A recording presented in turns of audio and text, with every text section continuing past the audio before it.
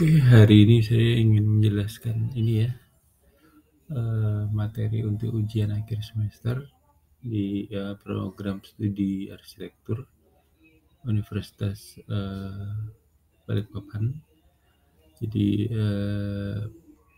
materinya hanya satu aja, tapi ada beberapa penjabaran di dalamnya. Nanti mahasiswa-mahasiswi ini ya mengerjakannya di lembar ini, di lembar yang sama gitu ya. Oke, saya mulai penjelasannya. Jadi mata kuliahnya ini yang pertama adalah mekanika bangunan. Nanti dikumpulnya paling lambat 13 Januari di hari Jumat untuk semester ganjil. Jadi ada dua ya, A dan B, kelas A dan B, nanti dikerjakan sesuai kelasnya gitu ya. Ini sistemnya open book jam 8 sampai jam 9.30. Penjelasannya mahasiswi dan mahasiswa melakukan analisis konsep sistem pencahayaan, sistem landscape, sistem kondisi udara, dan sistem transportasi vertikal. Merujuk pada materi yang udah pernah saya sampaikan, yaitu adalah panduan penggunaan bangunan gedung hijau Jakarta berdasarkan Pergub nomor 38 ya, tahun 2012. Format tulisannya ditulis aja di dalam sini, jadi nanti ditulis namanya siapa, kemudian NIM siapa di cover letter ini, di cover tugas ini, kemudian nanti dikirim ke saya via email atau diupload via e-learning. Kemarin ada kendala ya, ketika diupload di e-learning size dari format gambar PDF-nya kebesaran, jadi harus lewat email gitu ya. Gak apa-apa, nanti dikirim lewat email saya. Formatnya PDF, zip, RAR ya, atau JPEG juga nggak apa-apa. Hindari plagiasi ya, jawabannya sama gitu ya dengan temannya atau mengcopy paste karena ini sistemnya software atau digital, jadi hindari untuk hal-hal yang memiliki kemiripan dalam bentuk dan rupa gitu ya. Oke, jadi ini ada ini ya gambar denah ya, sama seperti kemarin lanjutan. Jadi waktu UTS kemarin juga soalnya sama. Ini cuman sekarang lebih dikembangkan lagi. Kalau kemarin kita membahas tentang ini ujian tengah semesternya tentang sistem utilitas air ya, kemudian sistem OTTV.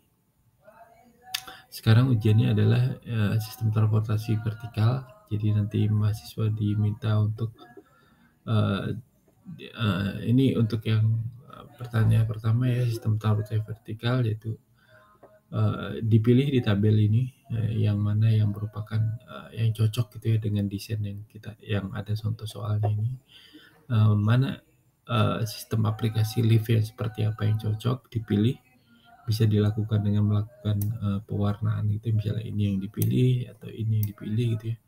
Kemudian lokasinya di mana, dikasih keterangan gitu ya, apakah berada di pojok sini atau berada di sini atau di mana gitu. Ini ada zonasi ruang ya, jadi mana yang letakkan liftnya yang tepat ada di mana berdasarkan jenis bangunannya adalah hotel, kemudian luas bangunannya ada dimensinya dan tingginya dia 6 ya, 6 tingkat gitu ya. Jadi nanti dipelajari berdasarkan materi yang udah pernah saya disampaikan. Jadi kalau bangunan 6 lantai itu dengan zonasi bangunan hotel itu jenis liftnya seperti apa yang cocok, kemudian di mana lokasinya yang ideal gitu ya, untuk pertanyaan nomor 1. Ini ada denah lanjutannya, bisa dipelajari. Ini untuk lantai satunya, ini lantai dasar ya. Kemudian ini untuk lantai 2 sampai 4-nya ya, tipikal ya. Ini kemudian untuk lantai 5-nya.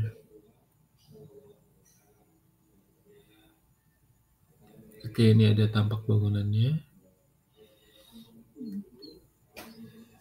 Ini potongannya. Oke, ini ada analisa dan konsep sistem pencahayaan. Jadi kita ini ada area luas bangunannya, luas zoning tadi. Ini. Kemudian ini ada jenis ruangannya, zonanya, kemudian ini ada lantai. Kemudian di sini disebutkan kebutuhan cahayanya berapa. Kita nanti bisa dilihat dari ini ya, dari jenis ruangannya ini. Ini ada kebutuhannya, watt per meter persegi. Jadi ketika ada 150 meter persegi, di situ dibutuhkan berapa watt gitu ya. Sesuaikan dengan jenis, misalnya kamar tidur di sini berapa, dan di sini kebutuhannya watt-nya berapa gitu ya. Jadi rujukannya SNI kemarin. Itu untuk analisa konsep sistem pencahayaan. Kemudian ada sistem landscape gitu ya. Dari klasifikasi luas bangunan ini, gitu ya, terus tingkat tinggi bangunannya itu di atas 5 itu berapa persen kewajiban untuk landscape-nya ya, untuk penghijauannya berapa persen. Itu disebutkan di sini berapa persennya penghijauannya, misalnya luas lahan sekian itu berapa untuk menjadi totalnya sekitarnya berapa persen, kemudian luas minimalnya berapa gitu. Kemudian ada pertanyaan nomor 3, implementasinya di mana? Jadi nanti bisa di zoning gitu ya, dari uh, dari denah ini berapa yang bisa dimaksimalkan untuk landscape hijau. Misalnya area sini full hijau semua, kemudian di lantai atas ini full hijau semua, itu udah memakan berapa persen, kalau masih kurang di mana gitu.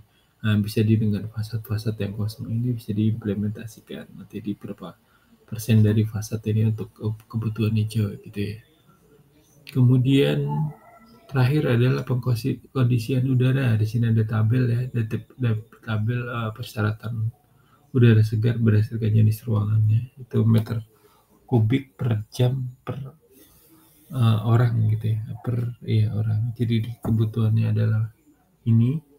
Kemudian untuk ditanyakan di sini untuk mengisi tabel ya, kebutuhan udara luarnya berapa gitu ya, per menit per meter per detik per meter kubik gitu orang gitu ya. Jadi nanti dihitung area sekian, tinggi zonanya sekian, itu dibutuhkan berapa persen nilainya, berapa nilainya di sini. Bisa ya untuk analisis logikanya ya. Jadi ini gimana untuk dapatkan meter persegi per menit per orang gitu ya dari desain ini. Itu saja ya dari penjelasannya dari saya untuk mekanika bangunan ini. Untuk soalnya bisa diakses di e-learning kita, bisa diakses di halaman paling bawah ya, materi ujiannya ini di-download untuk kelas A, di-download untuk kelas B gitu ya.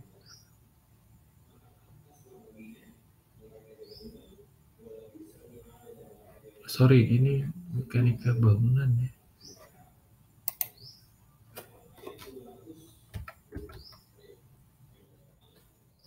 Ini kita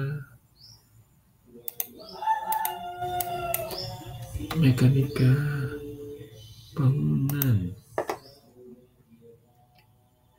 Ya, ini ya.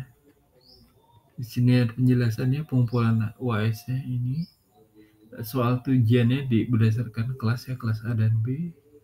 Nah, nanti dikumpulkannya, klik aja di sini untuk dikumpulkan pada tanggal 13 Januari atau lewat email ke saya.